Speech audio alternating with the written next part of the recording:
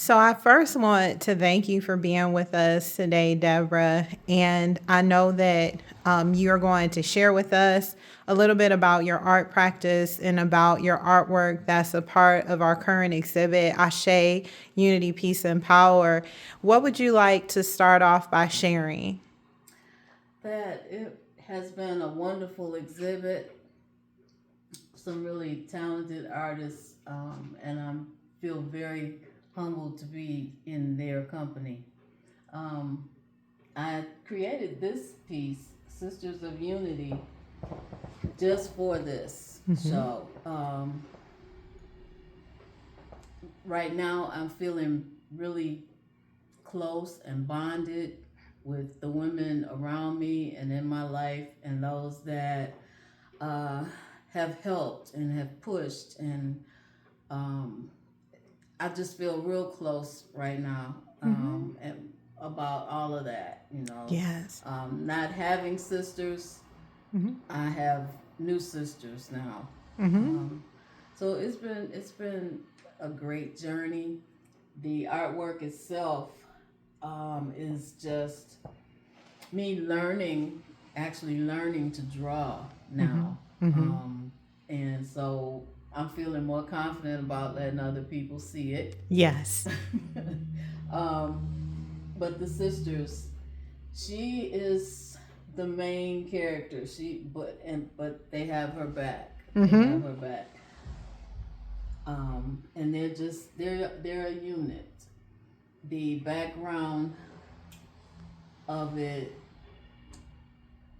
symbolizes to me peace and tranquility, Mm-hmm. and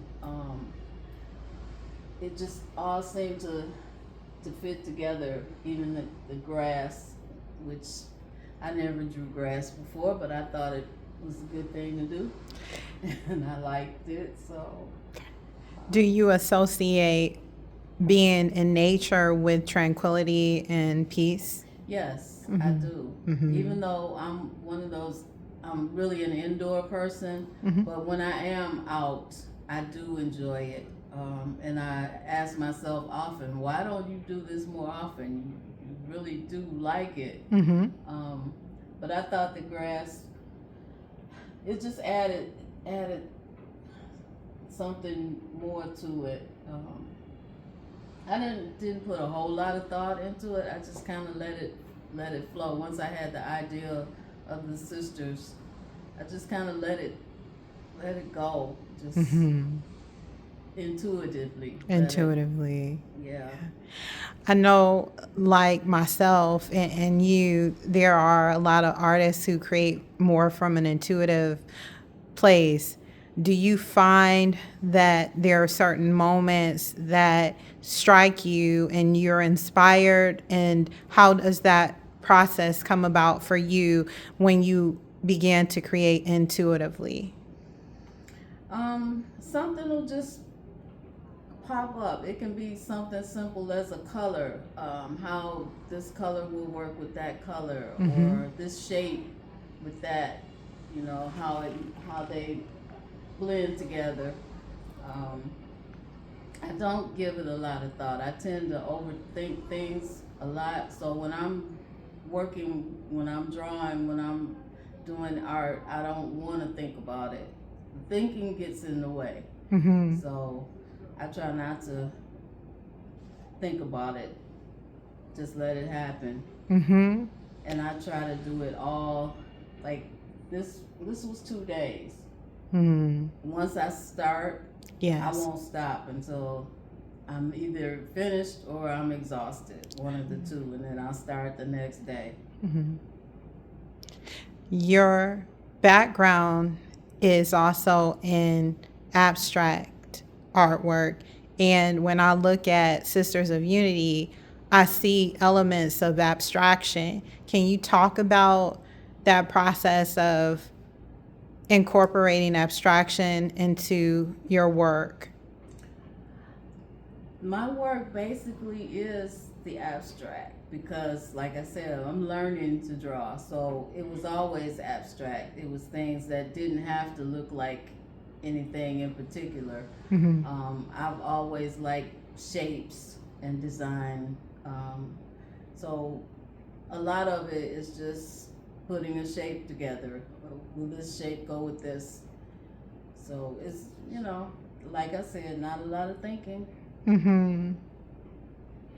But there's so much beauty in your work with the combination of colors that you use and the layering that I see in your work. When people comment on your work to you and they share their perspective about your work, does it often align with what your intention was for a specific piece, specifically Sisters of Unity? Or do you sometimes gain insights from hearing from your collectors about what they glean and take away from your work?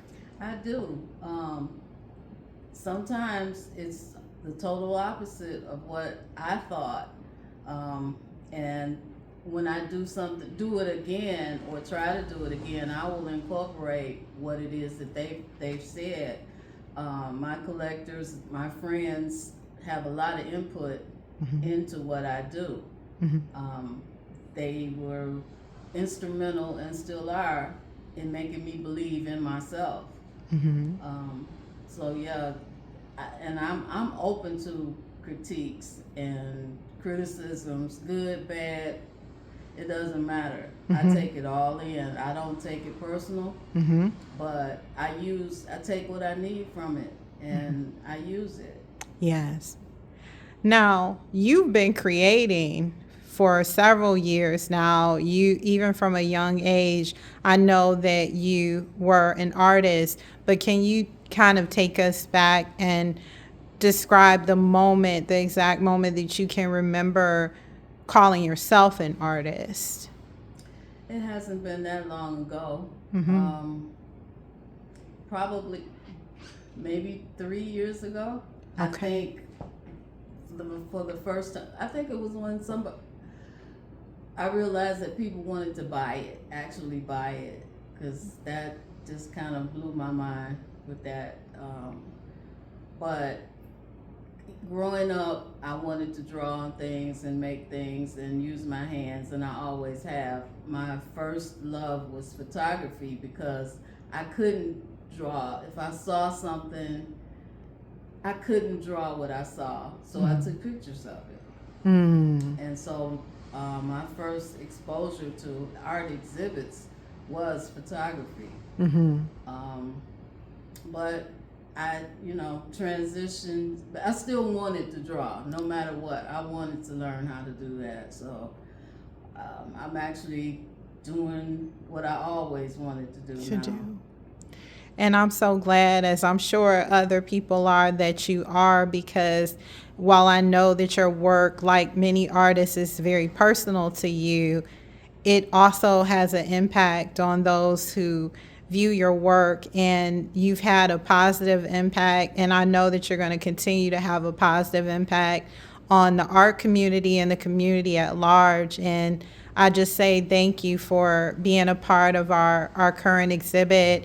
And is there anything else that you would like to share that maybe you haven't shared? Well, I have another piece of work here. It's one of my abstract pieces. Yes, let's talk about that. Okay. So I'm going to walk with you, and I'm going to let you share with us about that work.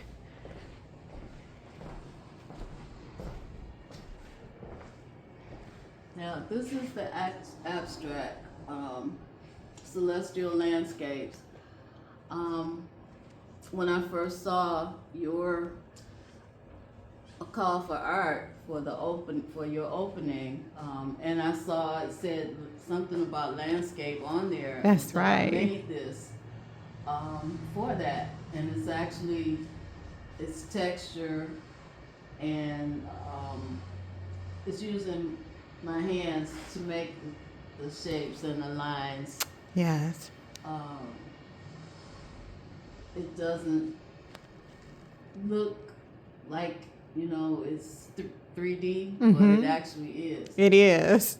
So, It's one of my favorite abstract pieces that of yours. And when I looked at it initially, I told you that I saw land and streams, and you said that that was actually part of the intentionality behind it, but you also shared that other people have shared with you that they saw snakes. Yeah. And that just speaks to how our perception can be different.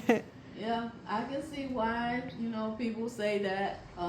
But it's actually what, um, if- in an airplane looking down over the That's landscape, right. that's what it looks like to me. It does. It looks like a topographical map, and I that's what exactly what I saw.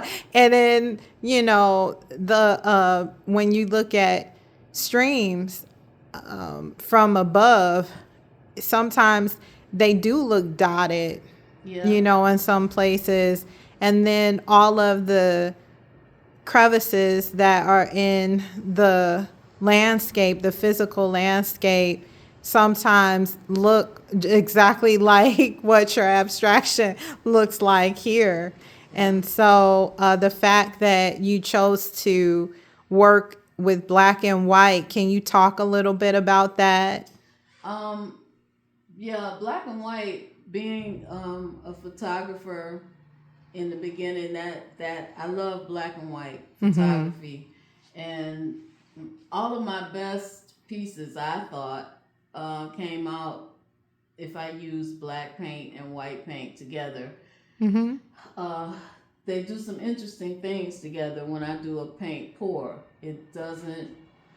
It changes. It continuously moves. Mm-hmm. It changes until it's completely dry. Mm-hmm. And I like that. I don't have the control over that, Mm-hmm. but I still end up with some pretty great pieces. Yes. Um, and so I just love working with black and white. And I love your work, and I know that so many others do too. And if there's one last thing that you want to share with those who are listening, what would it be? It could be about your own work, or it could be a word of encouragement to an artist who's following in your footsteps. Never give up, and it's never too late. Because at this really, really big age, who Mm-hmm. would have thought? Mm-hmm. But I have another career Mm-hmm.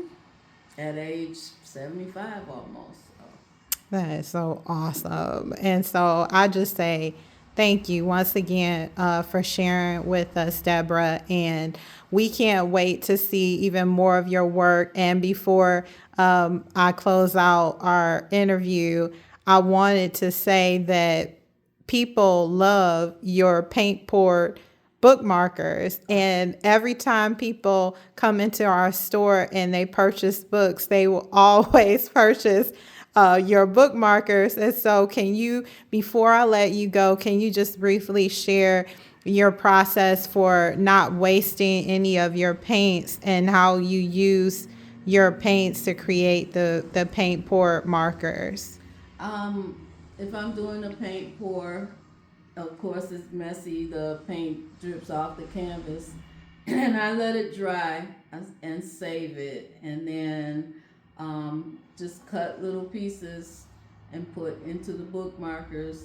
I also use some of the pieces to make other pieces of art. I've used the paint skins, I call them skins. I use the paint skins, even I've made butterflies. So it's a lot that you can do with it, and the paint's really not wasted. Yeah. And that's what I love, because you don't waste anything. Everything has a purpose, and I love that. And again, people love your bookmarkers. If it's possible, can you hold one up just so that people can see it, just in case they haven't seen your bookmarkers yet? Okay. Those are just Absolutely gorgeous. And of course, you know, one of my favorite colors is purple. So I'm going to get one of the purple ones, but all of them are just absolutely beautiful. And so, once again, thank you so much for being a part of our current art exhibit and for always showing up and being who you are. So, thank you. Thank you for having me. You're welcome.